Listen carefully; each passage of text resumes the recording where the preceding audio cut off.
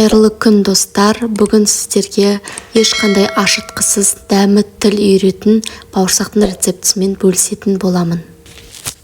Бұл жерде басты ингредиент айран.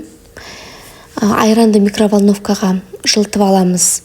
Одан кейін ас содасын қосып, әбден араластырып алатын боламыз. Айранның майлылығы бұл жерде 2-5. Сода қосқаннан кейін бұл масса 2 есе ұлғаятын болады.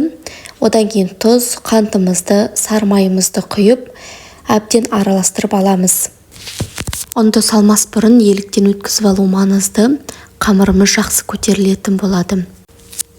Ұнды аз-аздан салып, венчикпен араластырып аласыздар. Бұл жерде қамырымыз қатты болып кетпеу керек. Бірінші жаңағындай венчикпен 5-6 минут араластырып аласыздар. Одан кейін қасыққа көшіп, содан кейін қолмен қамырды басып алуымыз керек. Жұп-жұмсақ қамыр шығады. Бетін пищевой пленкамен жауып, 15 минутқа жылы жерге жібердім. Көтерілген қамырды өзім ұн қолданбағаннан кейін сұйық маймен қамырды жайып алдым.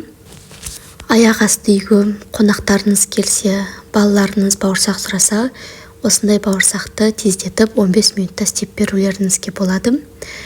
Мен бұл жерде бауырсақтарымды бөліп алдым да, бетіне орамал жауып қойдым, кеуіп қалмас үшін. Көбіне бауырсаққа тоң май қолданамын, және де әрине сұйық майға да пісіре берулеріңізге болады. Екі жағын қызартып пісіріп алдым. Осы рецептпен жасасаңыздар өкінбейсіздер. Дәмі деген өте керемет, воздушный, жұп-жұмсақ. Рецепт ұнаған жағдайда тіркеліп, лайк, комментарий тастап кетіңіздер.